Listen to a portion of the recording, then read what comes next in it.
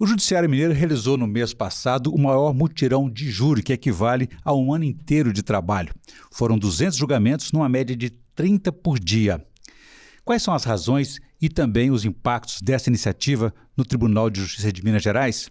Esses são os principais temas do Pensamento Jurídico de hoje, uma produção da Associação dos Magistrados Mineiros, a AMAGES. Para falar sobre o assunto, nós vamos começar com 2 juízes cooperadores que participaram dessa iniciativa.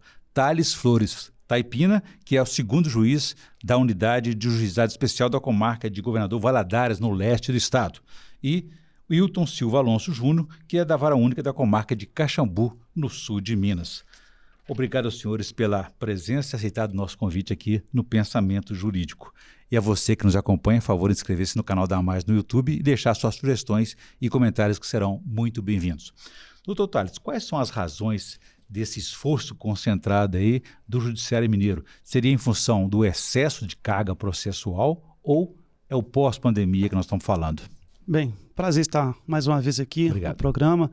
Acredito que seja um misto. A demanda criminal é de uma intensidade muito grande em todo o estado. Isso por si só gera um acúmulo de serviço e vejo que isso possa ter sido potencializado pela pandemia, porque durante a pandemia houve um momento que conseguimos fazer muitas audiências virtuais. Mas, em relação aos crimes do Tribunal do Júri, por todo o seu rito, por tudo que o circunda, a presença de jurados, todo aquele procedimento que exige seja realizado presencialmente. Então, esses processos ficaram paralisados durante o período da pandemia. Então, esses mutirões que têm sido de suma relevância para evitar uma paralisação muito longa e a prescrição desses processos. Até porque, doutor, isso pode afetar o direito de defesa dessas pessoas, né? Sim. Nós estamos falando então aqui que ficaram represados na pandemia. Não era possível fazer como foram feitos outros processos de maneira virtual, videoconferência? Processos que são submetidos ao procedimento do Tribunal do Júri são processos que demandam uma solenidade, que desafiam formalidades que são inconciliáveis, de certo modo, com a plataforma virtual. Né?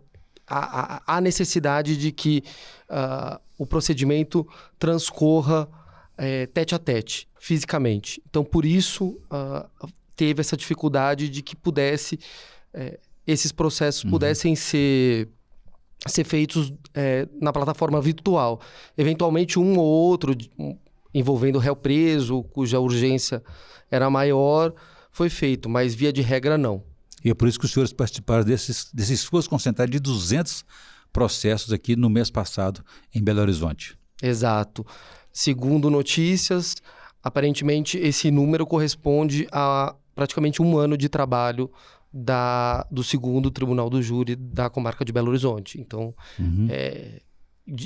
fizemos em 12 meses de trabalho, né? Exatamente, muito bem. Doutor Thales, o senhor adiantou aí que são processos criminais, né? Quais são a natureza desses crimes? Bem, os processos, as condutas que são submetidas à apreciação do Tribunal do Júri são, como diz a Constituição Federal, os crimes dolosos contra a vida. São eles consumados e também os crimes dolosos contra a vida tentados. O mais corriqueiro deles é o crime de homicídio, mas o Código Penal estabelece também como crimes dolosos contra a vida, como crimes contra a vida, o infanticídio, que é a situação em que a mãe age contra o próprio filho em razão do estado puerperal durante o parto. No momento em que ela está dando à luz, ela acaba por matar o próprio filho durante o parto. Temos também os crimes de aborto e também os crimes de participação em suicídio. Situações de auxílio material, de instigação, de fomento a uma ação de autoextermínio. Então, todos esses crimes são submetidos à apreciação do Tribunal do Júri, que é composto ali por 7 jurados que representam a sociedade para julgar esses crimes. Doutor Wilton, então o objetivo é desafogar, então, os processos de crimes dolosos contra a vida, né? E os senhores deixaram praticamente as férias de julho para cooperar aqui nesse período aí. Foi um trabalho difícil? Foi um trabalho É um desafio, né? É sempre a todo momento em que somos convocados, né, para auxiliar os trabalhos extras, para desafogar, debelar esse acúmulo processual. Sempre é cansativo, mas é prazeroso ao mesmo tempo, porque vemos resultado. Nesse mês passado do mutirão, pudemos ver alívio de réus que foram absolvidos, alívio de famílias de vítimas que puderam ter uma resposta dentro do sistema de justiça. Então isso é válido e isso traz um conforto para todos os atores, principalmente para os magistrados que são os presidentes das sessões de julgamento. Que estão realizando justiça. Exatamente. Justiça, né? E os impactos são esses, doutor Tales?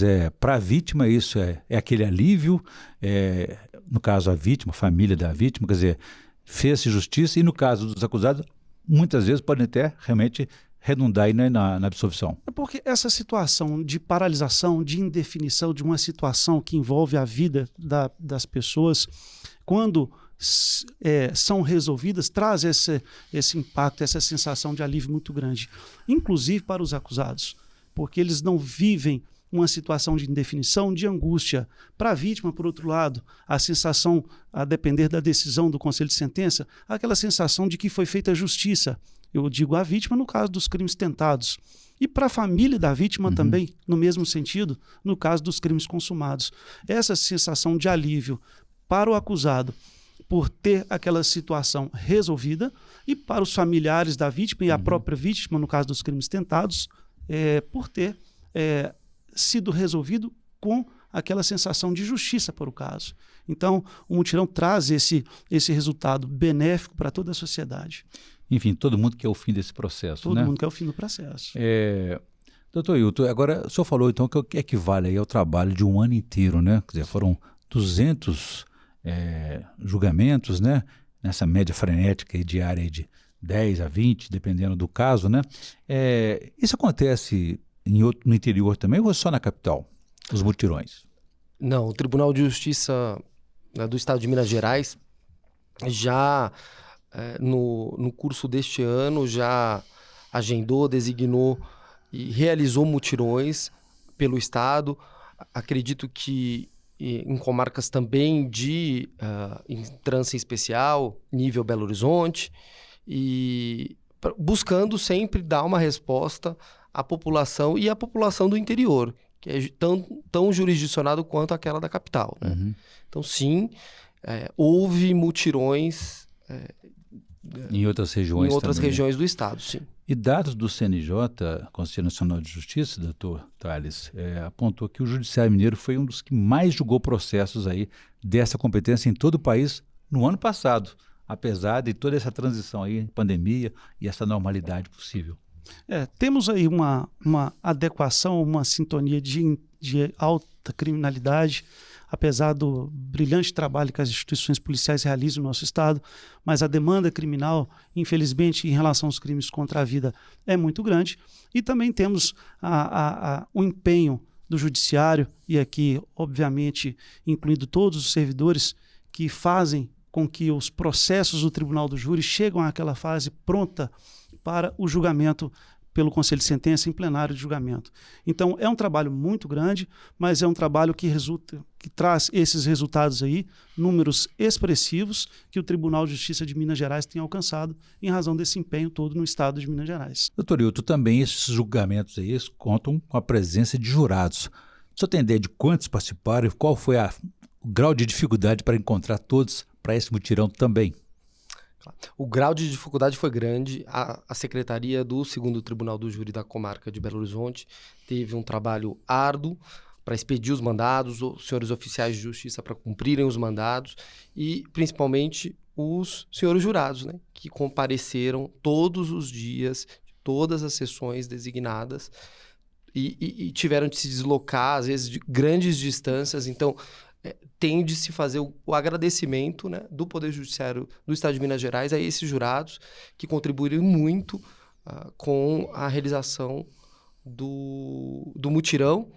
Acredito que tenham sido mais de 300 mandatos cumpridos. Muito bem. Tem que ter esse reconhecimento, não é isso? Sem dúvida.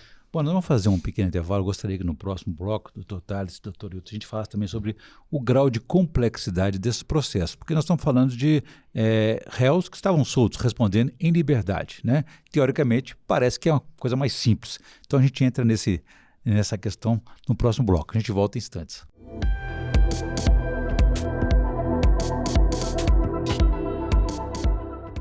Estamos de volta com o Pensamento Jurídico. Participe de nosso programa pelo e-mail pensamento@amages.com.br ou pelo canal da Amages do YouTube e deixe lá suas sugestões e comentários que serão muito bem-vindos. Hoje estamos falando sobre o mutirão de júri realizado pelo Tribunal de Justiça de Minas Gerais no mês passado.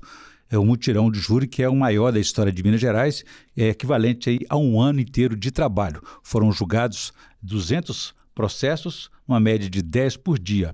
E nossos entrevistados são os 2 juízes cooperadores, Dr. Tales Flores Taipina, da comarca de Governador Valadares, e Dr. Hilton Alonso Júnior, que é da comarca de Caxambu. Eu deixei uma questão para os dois aqui no bloco anterior e gostaria de ver com o Dr. Tales sobre a complexidade desses crimes que estão sendo julgados aí, que foram julgados por esse mutirão do júri.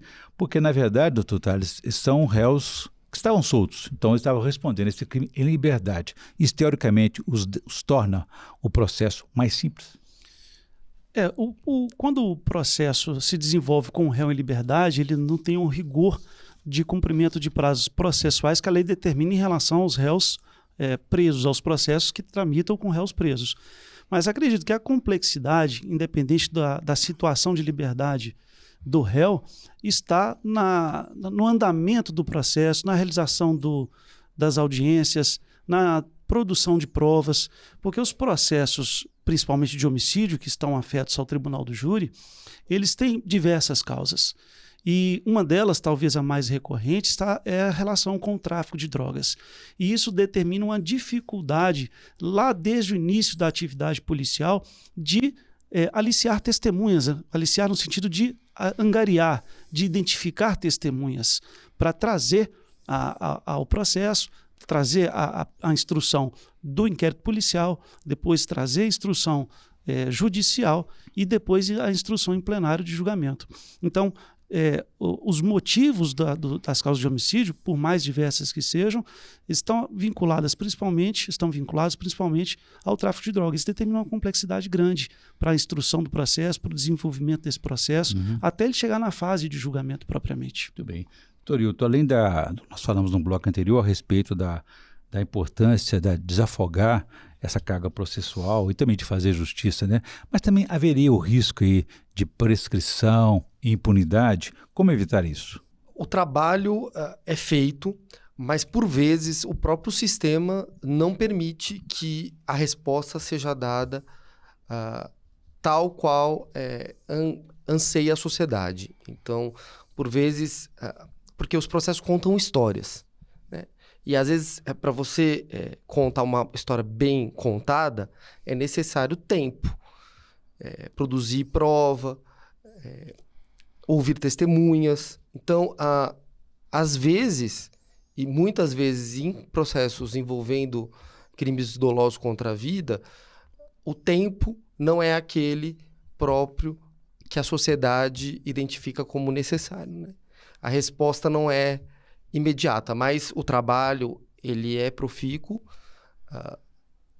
e é necessário que esse tempo seja respeitado para que todos sejam ouvidos, né? Isso que é o mais importante, que os atores sejam ouvidos. E nesse processo, doutor Taz, é importante também a participação do Ministério Público, Defensoria Pública.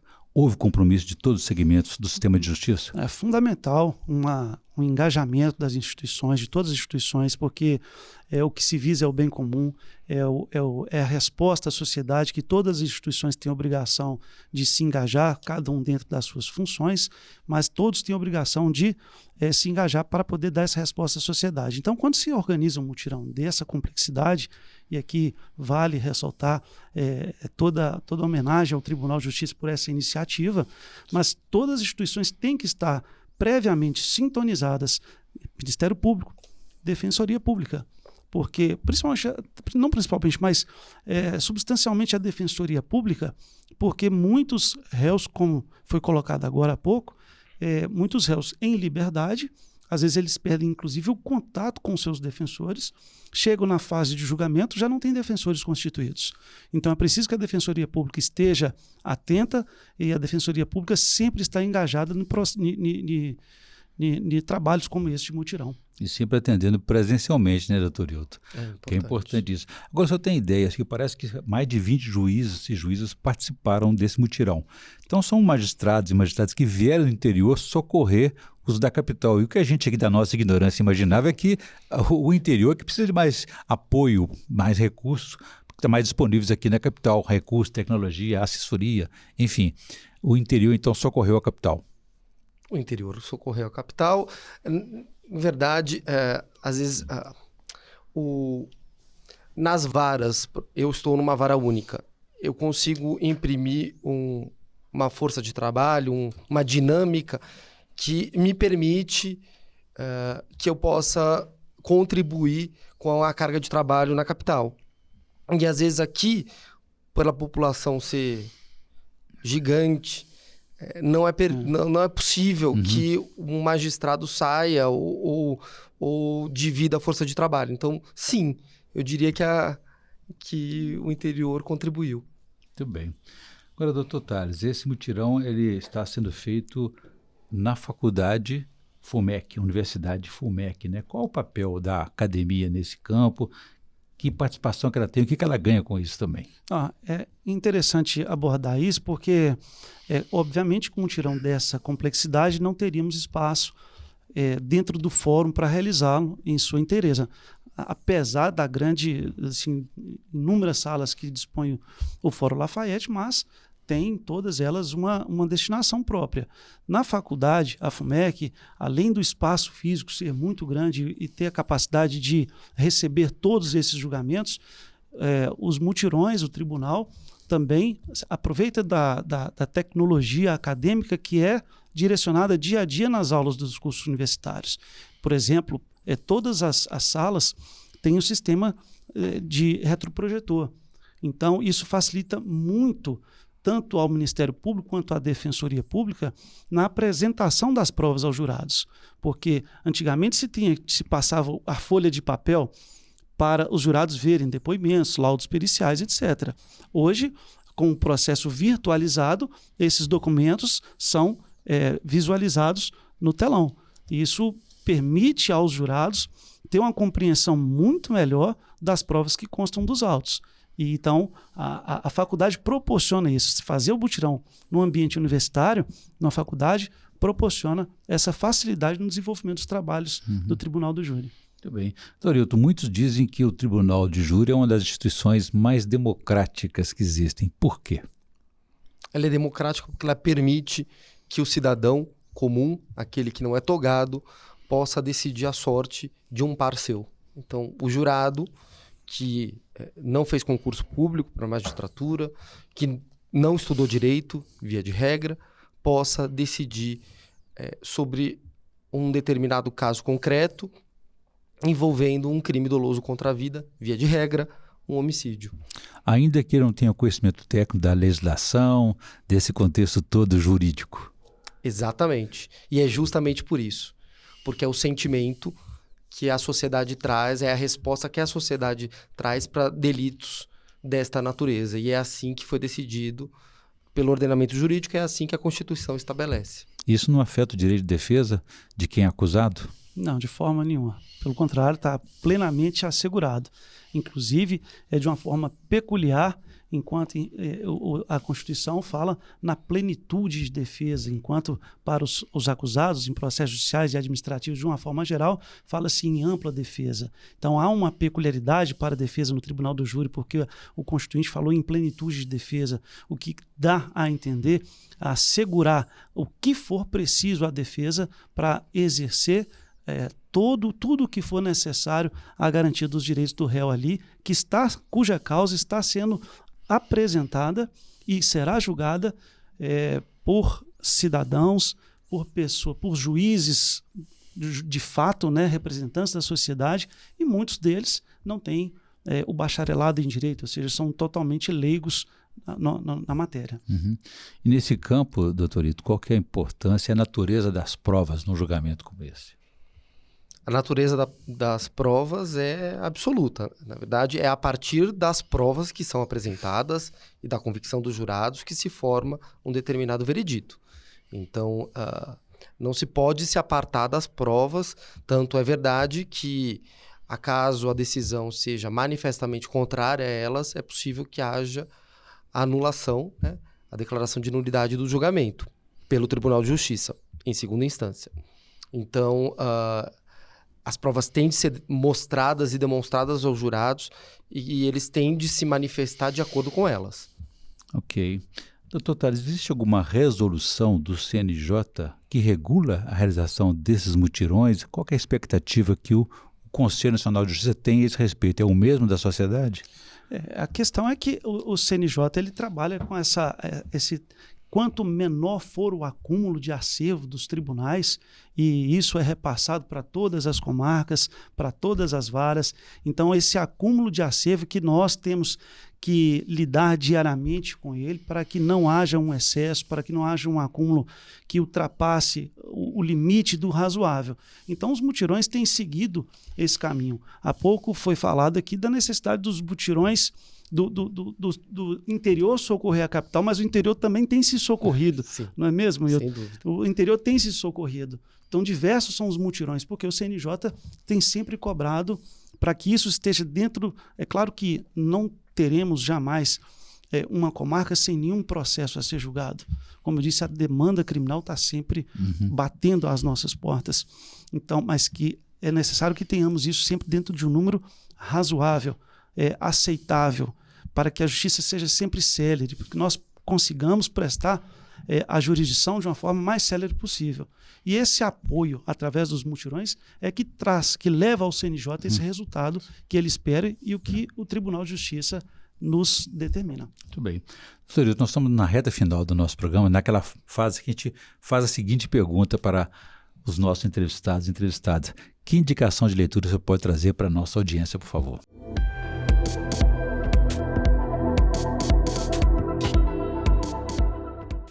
Eu diria O Apanhador no Campo de Centeio, de Salinger.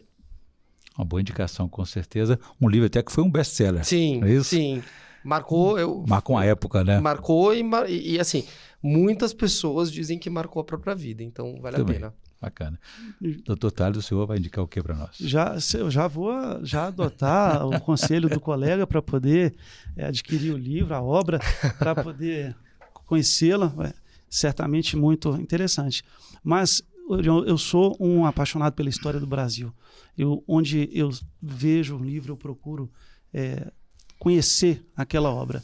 E se me permitir, vou fazer duas indicações. Uma do Paulo Resulti, que são 3 livros, é uma trilogia, Dom Pedro I, Dom Pedro II e A Princesa Isabel. E uma outra trilogia que eu também acho fantástica, que é sobre a escravidão, do Laurentino Gomes. Já tive a oportunidade de indicar, mas à época só havia o volume 1, então hoje já os 3 volumes. É uma trilogia espetacular para quem quer conhecer a realidade do que foi a escravidão no Brasil. Então fica o Paulo Resulti, a trilogia A Vida de Dom Pedro I, Dom Pedro II e da Princesa Isabel, e Laurentino Gomes, uma trilogia sobre a escravidão. Com certeza. Aliás, a comarca do Dr. Hilton Caxambu tem uma história interessante envolvendo a Princesa Isabel. Exatamente. Dizem os cidadãos, os habitantes da comarca, né, da cidade, do município de Caxambu, que Princesa Isabel gerou a sua descendência por conta das águas de Caxambu, uma vez que ela não engravidava e por conta das características da instância hidromineral de Caxambu, ela curou a sua anemia e pôde gerar a descendência, que é a descendência da família real brasileira. Muito interessante. Cultura também por aqui no pensamento jurídico. Bom, eu conversei aqui com os juízes Tales Flores Taipina, da comarca de Governador Valadares, e com o juiz Hilton Silva Alonso Júnior, que é da comarca de Caxambu, no sul de Minas. Os dois participaram do mutirão de júri aqui em Belo Horizonte. mutirão do júri, que equivale aí ao trabalho de um ano inteiro para desafogar o processo na área criminal. Muito obrigado aos senhores pela participação, foi um prazer recebê-los aqui no Pensamento Jurídico. E você que quiser ver e rever esse programa, vá ao canal da AMARS no YouTube e deixe lá seus comentários e também suas sugestões. Redes sociais da associação e site da AMARS. Muito obrigado, ficamos por aqui e até a próxima.